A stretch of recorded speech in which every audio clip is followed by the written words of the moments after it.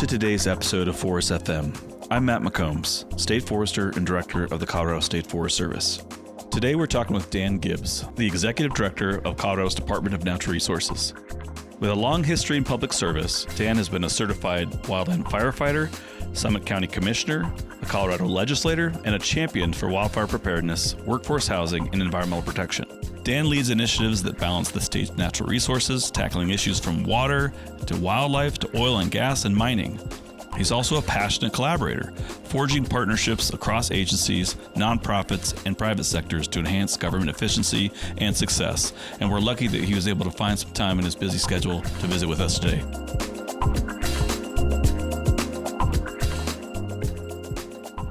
Welcome, Dan. Thanks, Matt. Thanks so much for that intro. Really appreciate that. Well, we wanted to talk with you today specifically because there's very few people in the space that have so much, important governance over the things most important to Coloradans: clean air, clean water, clean soil, abundant habitats for our wild neighbors, as well as obviously important to me, how we steward our forests so that we can meet our obligations to leave things better than we found them. So I really appreciate you joining us. So I wanted to take people sort of a little bit back into your history and talk a little bit about how your on-the-ground experience has really been a huge part of how you lead in the forestry sector. So take us back to the beginning. Why did you become a wildland firefighter, and how did that experience inform your perspective later as a commissioner, as a legislator, shape your thoughts on mitigation and forest health? I would say, I started out of college. I got hired by former U.S. Congressman Mark Udall in 2000. And during that time, early 2000s, that's really when the bark beetle epidemic really started to hit some communities in Colorado, in particular the Grand County area, some in Larimer County, but mostly kind of Grand County around that time frame. I worked on recommending different policies for then Congressman Udall. In 2003, I moved back home to Colorado from previously being in Washington, D.C., and it was really then when I was attending various different meetings, getting to know local fire chiefs and firefighters on the ground, and really trying to learn from them on where the gaps were at the federal level and how Mark Udall could be helpful. And so I was very much in a listening mode and kind of trying to be a problem solver mode on behalf of my former boss. And, I lived in the wilderness neighborhood in Silverthorne, and that's an area that maybe we'll talk about later on, but that's where in 2018 the Buffalo Mountain Fire occurred. And so I was living in an area that through different forest health related meetings, I had learned that the local fire districts were really planning on eventually there was going to be a fire in this particular area in my neighborhood, more or less.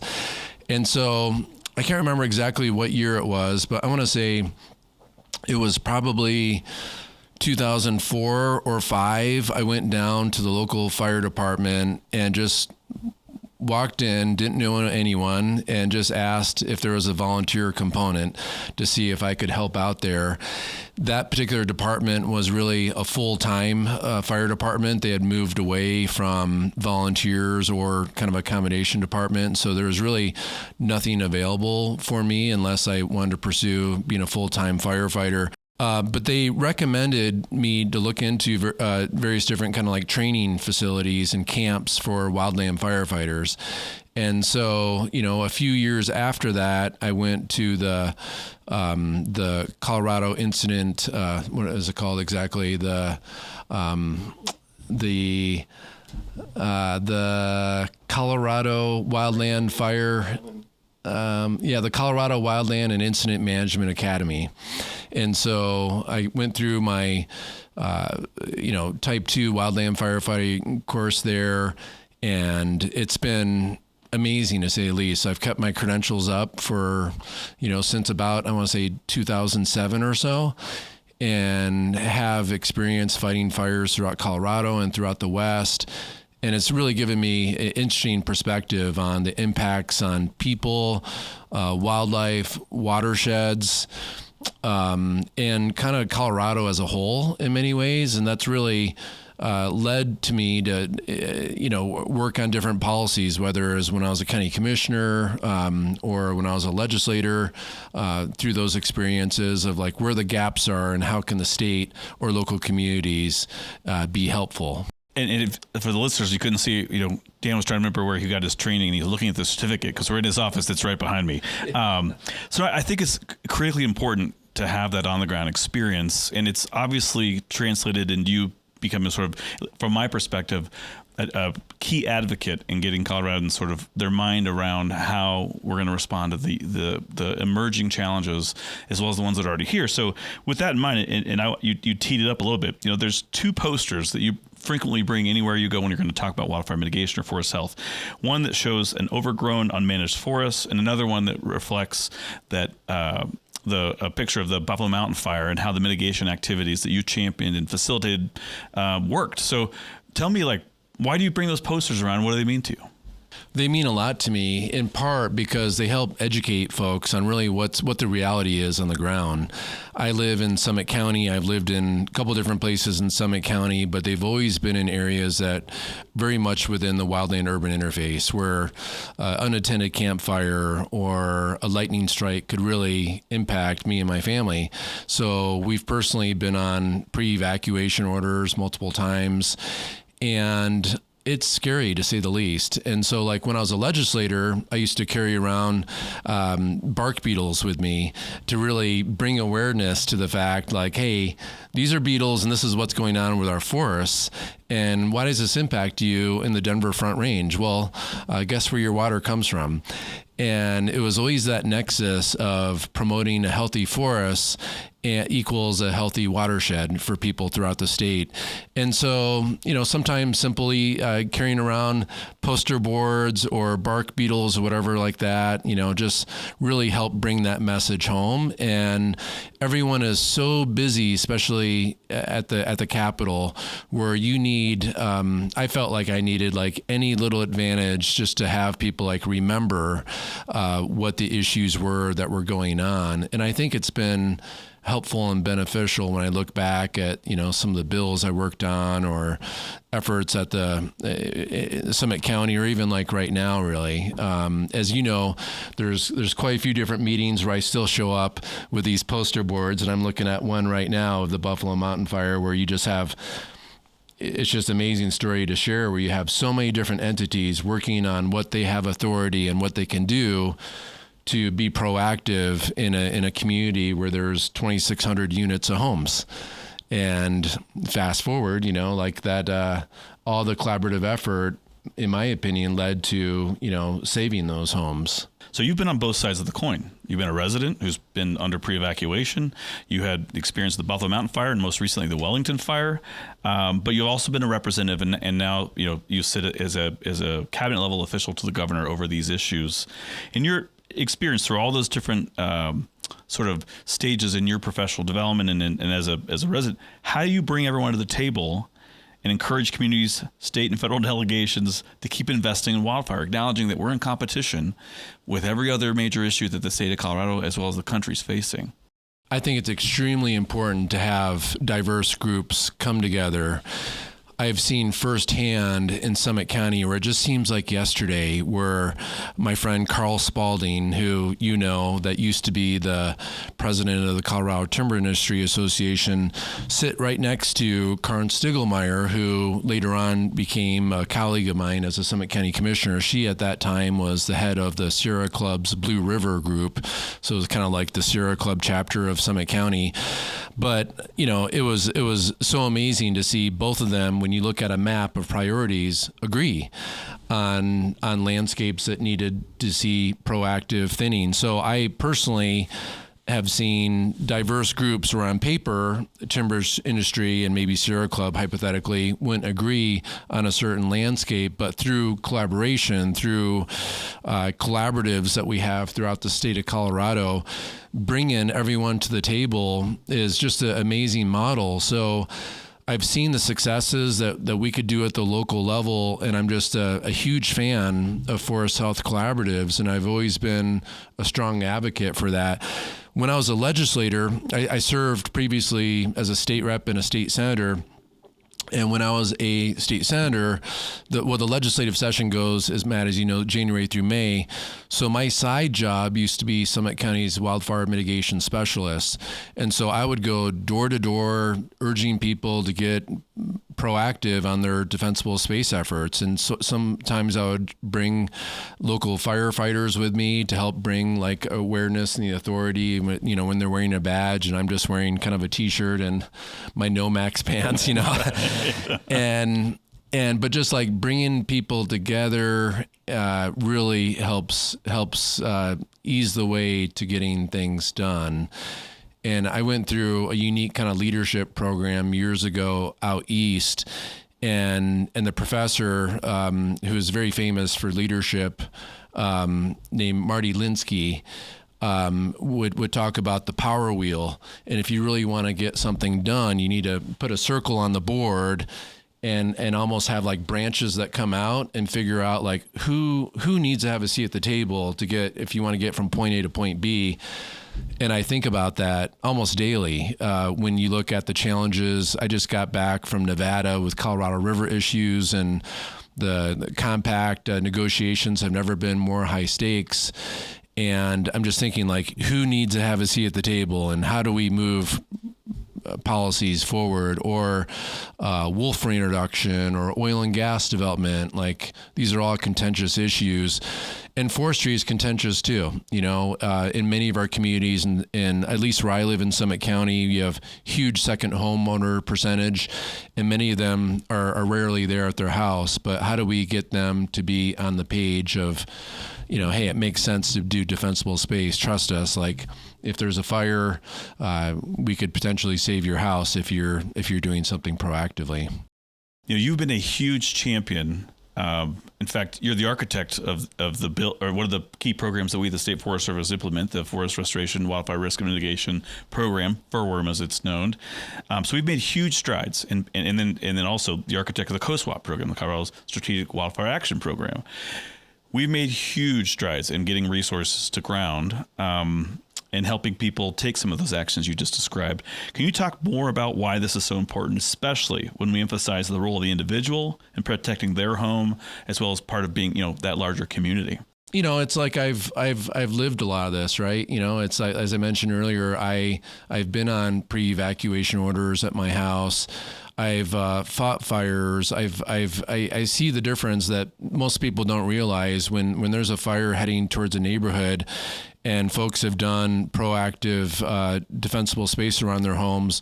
Those are the ones that we have a fighting chance over. The homes that literally, you know, look like a jungle in some cases, there's no time to do any triage. Like, there's just no time. And so you have to pick and choose what you can get done. And, you know, at the DNR, we handle most things in the state that deal with land, water, wildlife, minerals, and oil and gas. And there's a lot that can go wrong in those areas. And, you know, some people ask me, like, what keeps me up at night? And normally I'm a very good sleeper, but it's those situations when we have really low relative humidity, high winds, warm temperatures that keep me up at night, that Colorado is potentially prone to Colorado's next mega fire. And I think about that, and I think about the impacts of people, homes, communities, wildlife, watersheds. It is just, it can be overwhelming when you think about like how multiple fires going on at the same time can really impact the state of Colorado.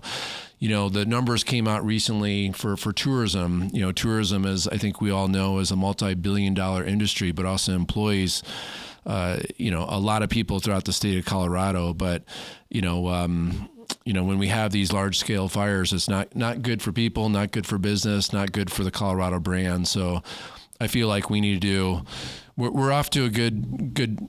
I would say good track right now of, like, when I was a legislator, you know, working on that first generation of the FIRWRM program, we were so lucky to get $1 million. And now, you know, FIRWRM funding is consistently much better and moving forward. The COSWAP program now exists. We have shared stewardship, and we're with the U.S. Forest Service. We're working to finalize shared stewardship with the Bureau of Land Management. So we have a lot going for us, and I'm grateful that Governor Polis really understands these issues as well. He is a former member of Congress that represented the 2nd Congressional District, where they've seen a lot of large-scale fires in the Larimer, Boulder County areas.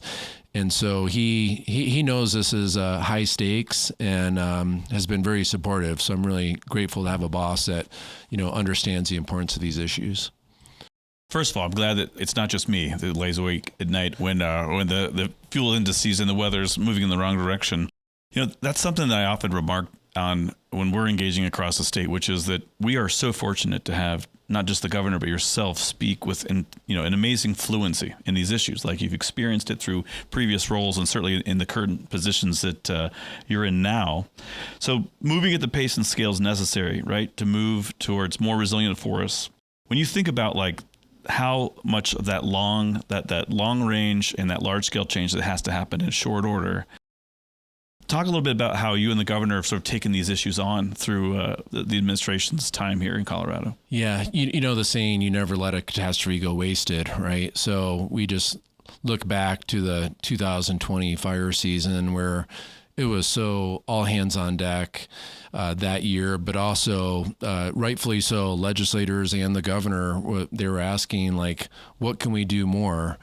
And so we were working very closely with the State Forest Service, Matt, as you know, and with former State Forester Mike Lester, and was working with Division of Fire Prevention Control and legislators and the governor to figure out like what more. And so I was just grateful that folks were supportive of doing more, of creating the co-swap program, of adding more for furworm. We also added greater firefighting capacity too, with new Firehawk that's capable of holding, I believe, about 11 firefighters, and if memory serves me right, like close to 1,000 gallons of water. So that's significant. That can do nighttime operations. So even in tough budget times, people recognize like let's do more. Let's break down the silos and get it done. And so I feel very lucky to be in this particular position where the stars have aligned in many ways, where we've dealt with some challenging issues and fires. Marshall Fire is by some accounts one of the worst in America's history. You look at 1,000 homes burned, but everyone's like wondering like, how do we prevent that from happening again? And so I'm just grateful to be a part of a collaborative team, including yourself and the feds and local communities, where we're really brainstorming like, what more can we do? We're off to we've done a lot over the last few years, and I think we should be pleased with that, but not necessarily just like pat ourselves on the back of like we're done. There's just so much work that needs to be done in the future. Speaking of which, you were also sort of you talk about the federal government and how there's such a critical role. A lot of folks don't realize that the State Forest Service administers 5 of the core state and private tribal programs, that we have a very interesting sort of federalism relationship akin to the way CDPHE implements the Clean Air and Clean Water Act. So the feds are a big part of what we do. And you had an opportunity to represent Colorado as well as the folks in the sort of the DNR space across the country for the National Wildfire Commission. Could you just talk? You were at the front row seat at those discussions. Can you maybe just talk about some of the things that resonated with you from that experience, and then some of the key recommendations that you're going to continue to fight for going forward? Yeah, definitely. It was a great honor to participate in that. I was one of 50 that were selected throughout the America, and you had a broad range of expertise of folks that had a seat at the table with that. It was almost like a large collaborative group. You had tribes that were represented. You had the NGO community that was represented. You had the water community that was represented, local governments, state governments, obviously federal partners, and you had 3 major co-chairs, more or less, the secretaries of Interior, Agriculture, and Homeland Security. And so it was really fascinating to work on that. We worked on these recommendations. We actually came up with 148 consensus-based recommendations, and I would say that's a huge number for any diverse group to come together on. Some of these recommendations were administrative. Some require legislation. And it was just, a great honor. And now it's really up to legislators to decide what they want to move forward with.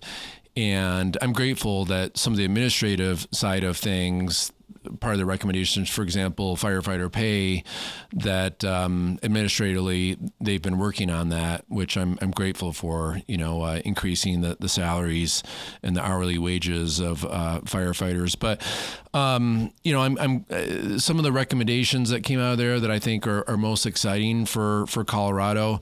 There was a key component in there of supporting collaboratives nationally. In my opinion, in my experience, you can't just dump, whether it's state money or federal money, on a landscape scale area if the local community is not on board with it. And I feel like too often it's just kind of like, oh, how much does it cost to solve this problem?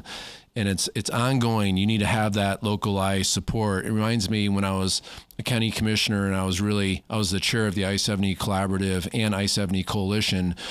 But, a lot of our federal partners and, would say, hey, is this a $2 billion challenge or solution? Well, guess what? The local communities aren't on board with what it's proposed. It's going to end in litigation, and that's what can happen with forest health.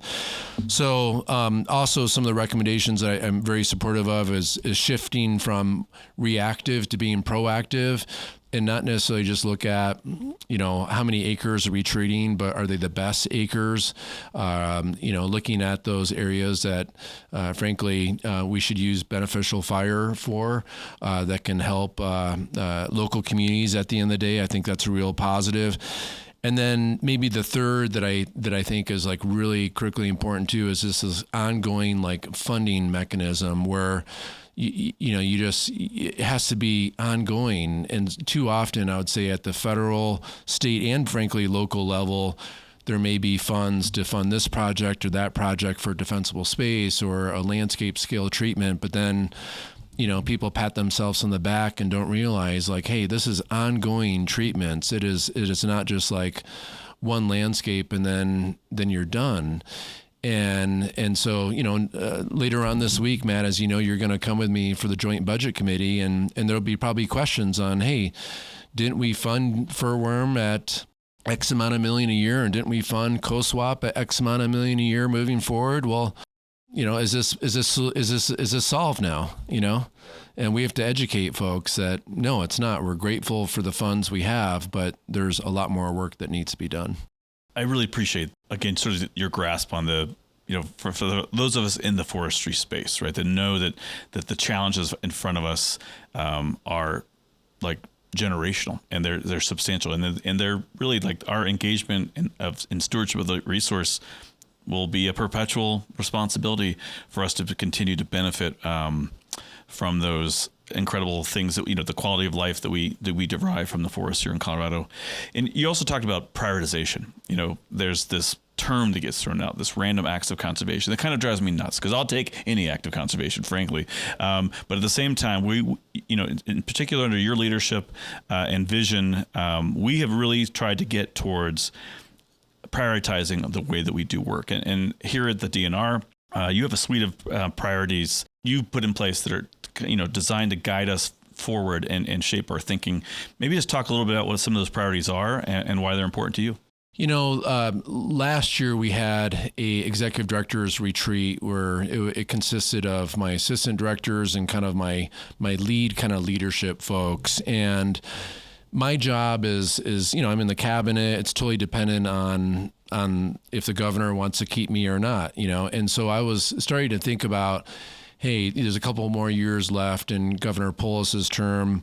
Who knows if the next governor wants to keep me or not? But I was kind of thinking of like, what are the key topics that I think are really, really important to set up the next DNR director and the agency really up for success, and really just recognize what the big overarching like kind of challenges really are, and try to have all of our divisions, working collaboratively towards meeting goals that we could work together on. So the one that has a really, a big tie-in to you is climate resiliency. And I look at that as, the proactive work that you and the State Forest Service do throughout the state of Colorado, working with landowners that want to work with you, as well as, working on our state land board lands that you help manage for us too on forest health. I know you are also, help manage Denver water property too. There's probably a long list of other kind of water providers, but that climate resiliency is just, so important to be proactive, to help us, plan on the next wildfire, but also help us look through a lens and understand that we have warmer and drier climate. On average temperatures, we're seeing warmer temperatures than we experienced in the 1930s Dust Bowl era. And that we need to do more on that, and I'm very appreciative of you and your team doing that. Another key component is biodiversity. Unfortunately, you can almost blink, and there's species that are going extinct throughout the world. And I think the Department of Natural Resources is really well positioned to be a leader, working with partners on doing more on biodiversity. We at the Colorado Parks and Wildlife, we just hired a new pollinator coordinator.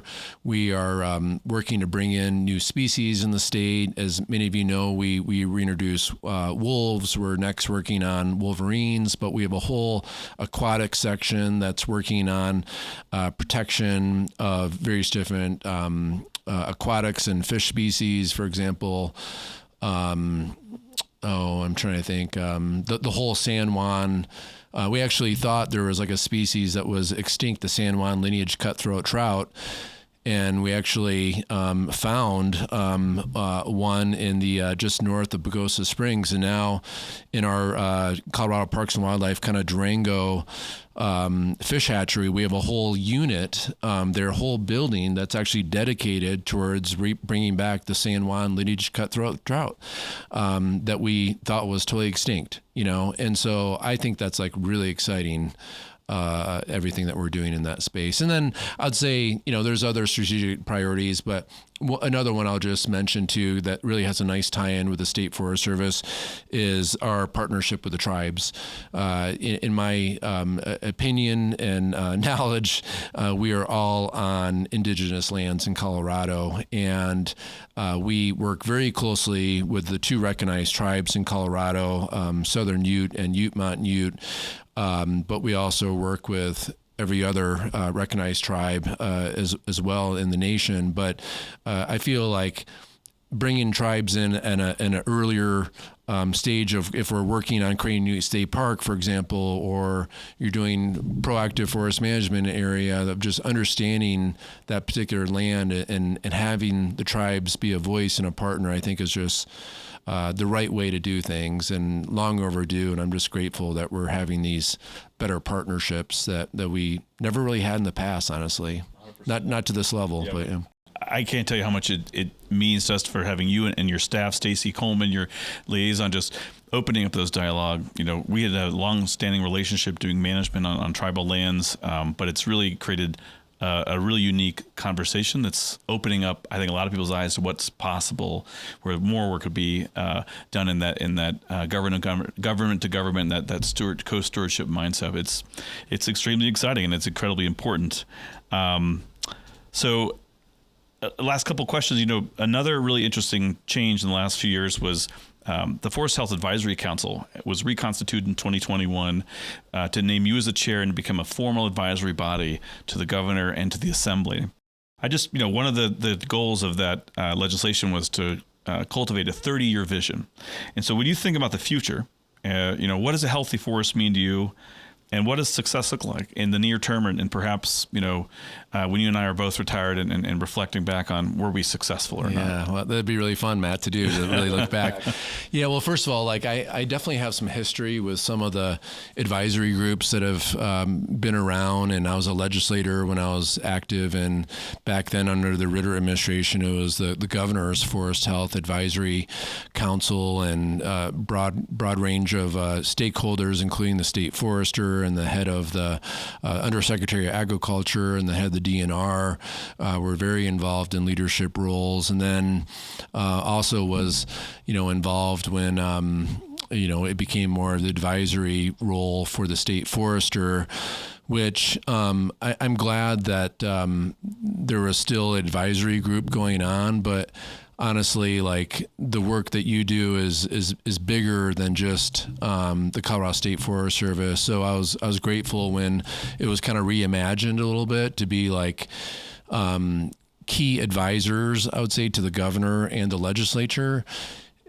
We just the governor plays such a really important role with funding, as well as legislators too. And legislators really want to be problem solvers in this space, as you know. And it's not, I'm so grateful that it's not been partisan really in any way throughout the years, which is very unique in this environment. So you ask about the 30-year vision and so forth. Like, I've worked in this kind of realm a little bit, at the federal, state, and local level, and I've seen just amazing work.